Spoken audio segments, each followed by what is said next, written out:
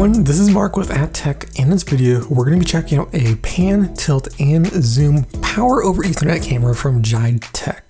This IP security camera packs a ton of professional features to help improve your home security, and the biggest advantage with this camera is that you can use it with an NVR and have much greater control over its settings. In the box, we get everything we need to get up and running. Along with the camera, we find an Ethernet cable, power over Ethernet injector, power cable, and some mounting hardware. There are two ways to power this camera. First is with a traditional power cable using the barrel connector on the cable integrated to the camera. Unfortunately, they don't include one of those in the box, so our only option is using the injector. This actually isn't that much of a problem. Using the injector, you'll end up only having one cable going to the camera. The way it works is you plug your internet into one end, plug the injector into an outlet, and then a single Ethernet cable will come out with both power and internet. That single cable goes into the integrated cable in the camera, and speaking of that cable, there are no routing or cable management holes. That means if we mount it on a surface, the cable is going to get severely bent.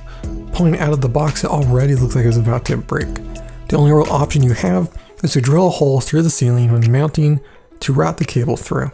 Setup was fairly simple, although not very straightforward. Unfortunately, their website was not working, so I had to use the included CD to install the software. They include 3 pieces of software you will need. First is IP Wizard. This basically finds the camera on the network, and then from there you can assign an IP address. If you're using a default gateway of 192.168.1.1, you might not need this, but I did since mine is 10.0.1.1.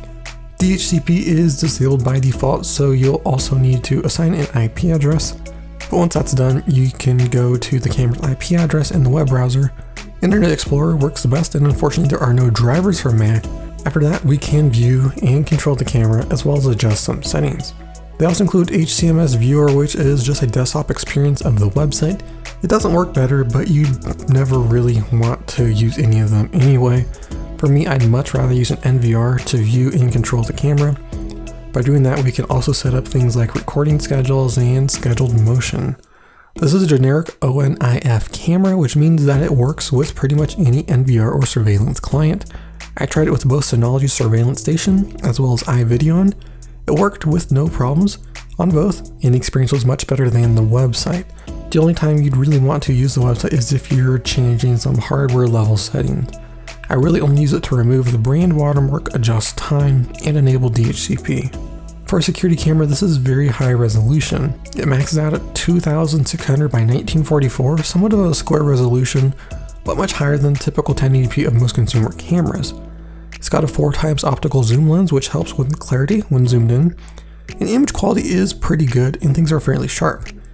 Since this camera has a ton of features, we can even control things like focus and exposure. Night vision is also fairly good, but the biggest issue I have with this camera is the internal reflections. This issue is most prominent when the night vision mode is on and when outside in direct sunlight. The internal lights cause there to be a ring around each corner of the frame, which isn't a huge problem for me. The only time it would be a major issue is if the reflections were in the middle of the frame. That's not to say that it couldn't happen, but I just haven't experienced that in my testing.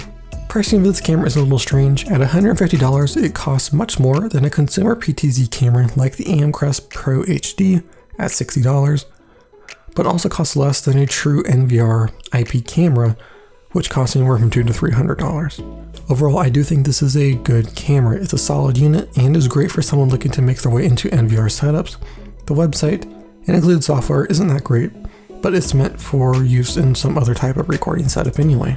Internal reflections could be the biggest issue for me, so it's important to know where you're going to be placing the camera before getting one. Other than that, that's all for this video.